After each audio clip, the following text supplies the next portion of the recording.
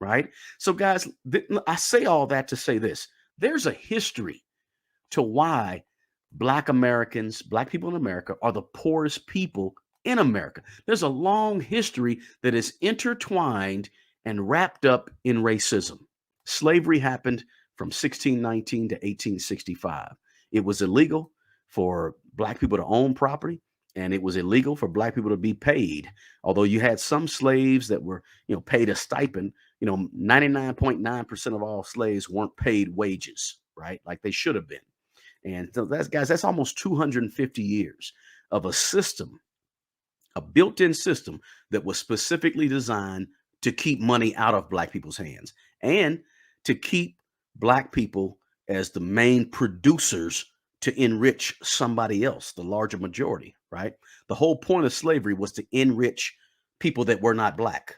So 250 years of being a part of a cog in the system is a very, very, very long time, right? Of not being able to build your own wealth, of not being able to pass down your own wealth to the next generation, not being able to pass down farmland, not being able to pass down certain things that 100 years from now would have built up some wealth for people that in your family. That's a very long time. That's like 250 years of slavery, of legal slavery, is like the year 1753 to the year 2023. That's how long slavery was legal in America, right? That's a long time. So let's not just downplay slavery, because a lot of people want to skip right through it when they're thinking about why Black people in America are the poorest people. They don't even want to really address 250 years of legalized slavery. Okay. So after slavery, then you had the end of the Civil War in 1865, and you had a period was become known in history as Reconstruction.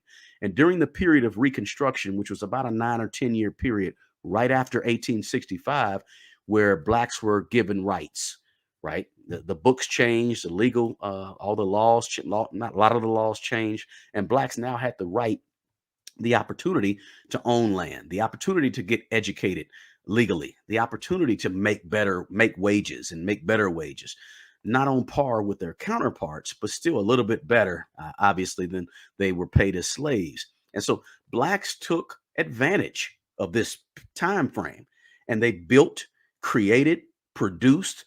That was a very important point in the history of the country called Reconstruction. Now, towards the end of that 10-year period is when you had, um, you know, scare tactics going on to put Black people back in their place, so to speak, right? You had fear that was being produced, created, and you had people getting killed. You had things getting burned down. All this happened, and it sort of ended Reconstruction. Then you had Jim Crow laws that crept in. Jim Crow laws were basically slave codes and laws that were legalized ways to restrict and limit what Blacks could do, what Blacks couldn't do, what Blacks could own, what Blacks couldn't own, and their financial situation took a hit. Jim Crow was basically slavery all over again. It affected Black people's ability to earn wages and to earn higher wages, right? Or to get into fields that produced higher wages. So Jim Crow also set up racism in all types of areas, not just money, so to speak, but it all kind of led back to money in terms of jobs and labor and healthcare and housing and education. So Jim Crow was slavery by a different name. It was there to keep Black people powerless. It was laws on the books, right, after slavery, to keep Black people, that kept Black people poor and with no capital, right? And ultimately to keep the control of resources and money and wealth in the country out of the hands of Black people and in the hands of the majority, right? Jim Crow was devastating from a financial standpoint for Black Americans, and that lasted another 90 or 100 years, early 1870s up until the late 19 or mid 1960s. You had Jim Crow laws on the books in every state. Then you had redlining. Redlining was where Blacks were subject to only specific areas where they could live or they could buy property, right? Banks and financial lenders institutions, they would pick and choose who they would lend money to, and oftentimes they would not lend money to Black Americans, especially in certain areas that were redlined on the map. They eliminated blacks from moving into certain neighborhoods and made it impossible to get those loans for those homes. So redlining was huge, right? Not to mention black properties were valued lower, but blacks were unable to build wealth through home ownership. And we talk in 1920s, 1930s, 1940s, 1950s. And also, you had restrictive covenants.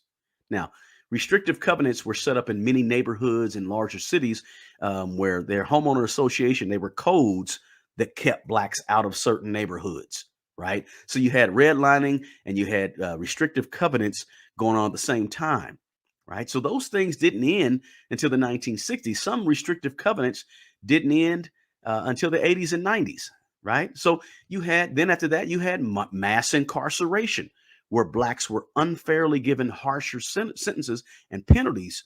And these were the fathers and breadwinners. So you're saying, what is mass incarceration? Mass incarceration has to have to do with finances. Well, when you unfairly sentence men, typically more so because men were more the perpetrators of crimes, when you had men who were sentenced more harshly than other men that weren't black to the same crimes, same, you were taking some of the breadwinners and fathers out of the family. That's money.